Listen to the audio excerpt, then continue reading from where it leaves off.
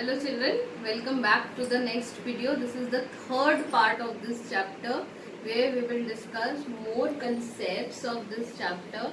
But again I'll tell you, before watching this video, you will first watch the first two parts of the video and then you will see this video and then you will understand all the concepts properly. Alright, thank you. So now we will move on to the next concept, that is concept 5. Here we will discuss about the different income. The first one is factor income. Factor income or all the earnings which are received by the working people. Alright, like the salary, bonus, alright, then the employers contribution in provident fund. All these will be employees earnings and this will come under factor income. Alright.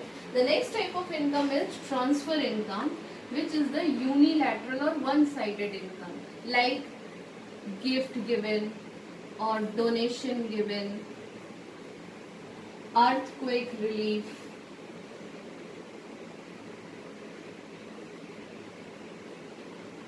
earthquake relief funds given. So this is one-sided payment for no productive work done. Alright. So these payments comes under transfer payments and these transfer payments are not included in national income. But this factor income will be included in national income as well as domestic income both. Are you getting it? Factor incomes are included in national income and domestic income, but transfer income is not included in national income and domestic income. Right? Next, we will move on to the concept 6. Alright. Concept 6, we will discuss about this term depreciation. Depreciation, children. Or it is also called consumption of fixed capital.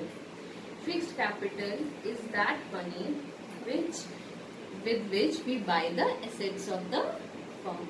Now these assets are used continuously, so there are lots of wear and tear taking place in this machineries. Alright, for example, we have bought furniture. The furniture is our asset. This is a part of our fixed capital, right? So these furnitures, when we are using, there is a wear and tear taking place, right? So can you sell this furniture, second hand furniture, at more price or at the same price at which you have brought it? Obviously not. You will get lesser price in this, right?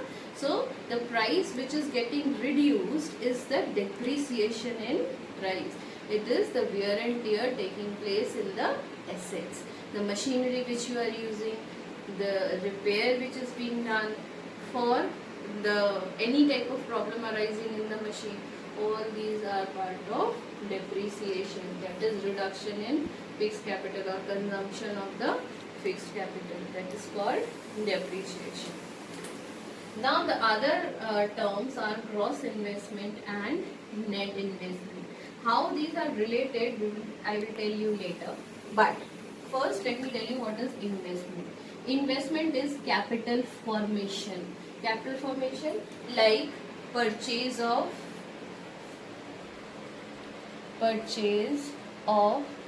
machineries or technology. This addition made is the addition made to the fixed asset. It is called capital formation or investment. Alright. Now, gross investment is the total investment made during a particular year. Alright. Now, when we will deduct the usage of fixed capital, that is depreciation, from this gross investment, we will get the net investment, and this is the actual capital formation. This is the actual capital formation. Got it? So from any gross concept, when we will deduct depreciation, we will get net concept. Are you getting it? And in the net concept, when we will add depreciation, we will get gross. We will get the gross one. Is it clear to you, children? Be it investment, be it income, in any of the gross concept, when we will deduct the depreciation, we will get the net concept. And in the net concept, when we will add the depreciation, we will get the gross concept. I hope this is clear to you, and this is very important for you to remember. It will be used in the later chapters of national income when you will calculate, you will measure the national income. Alright, now we will move on to the next concept, that is concept 7, which consists of two terms, indirect tax and subsidies. Indirect tax, as we all know, the taxes which are paid by someone else and the burden is borne by someone else. Burden of this tax, these taxes are shifted to someone else, like GST. It is paid by the seller, right?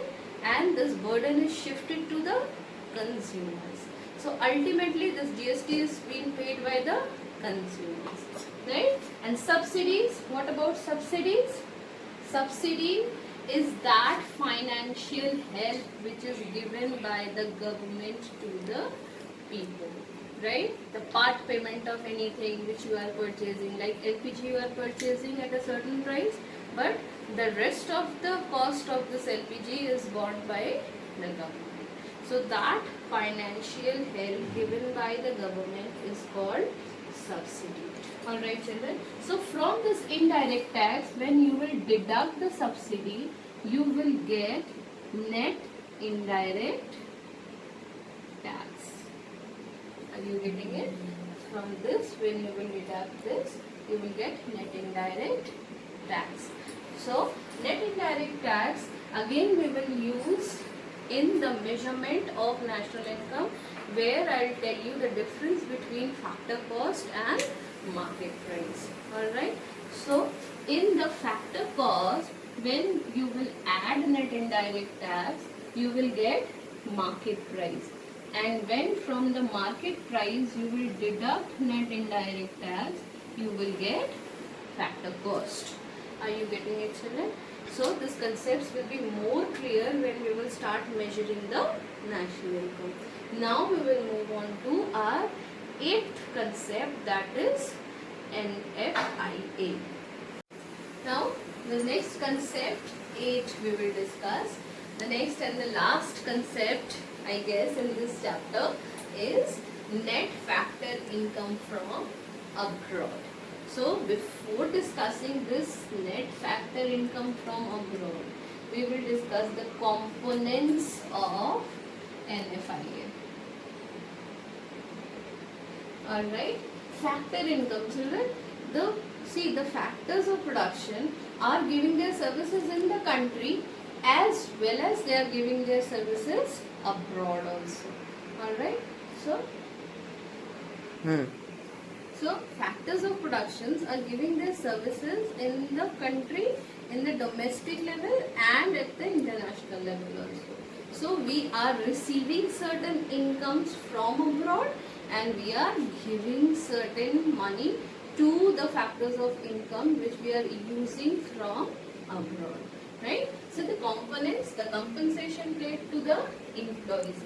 See, if any MNC is functioning, Indian MNC Reliance is functioning in US, alright, so they must have hired some employees, so they are paying this compensation to the employees. So this is factor income to abroad. This is compensation paid to abroad. Alright. So net compensation of employees, how we will get? We will get by deducting compensation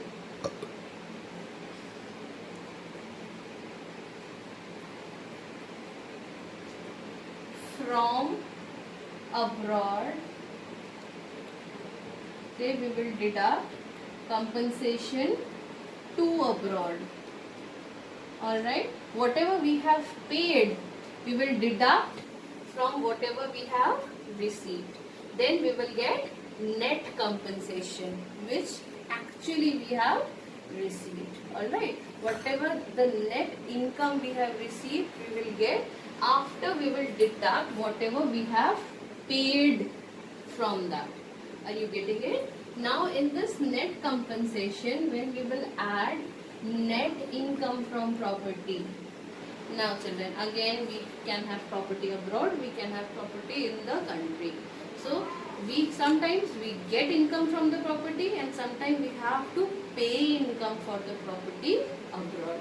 Again, when we will deduct whatever we are paying from whatever we are receiving, that is from net income from property, and we are paying income to the property. So from income, if we will deduct this, we will get net income from the property. Alright, then in that, when we will add net retained earnings. Now first I will tell you what is retained earnings. Whatever profit the companies are making, alright, so from that profit, it is the part of the shareholders, it is the right of the shareholders, the owners, to get that profit which the companies are making. But sometimes the owners, the management retain certain part of the profit for further use. Alright, so that is called retained earnings. Alright, now this retained earning also can be from abroad and to abroad.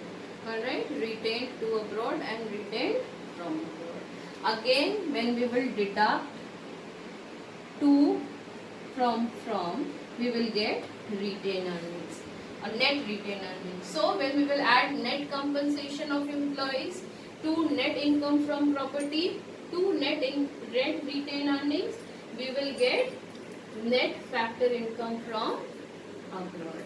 Alright children, or in other way I can tell you. So in other words, we can say net factor income from abroad.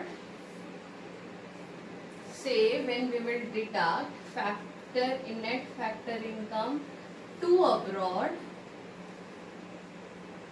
then we will get net factor income.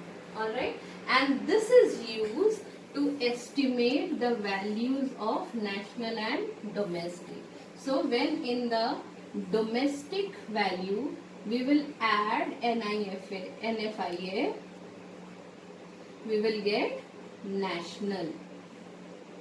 Alright, and when from the national we will deduct NFIA, we will get domestic.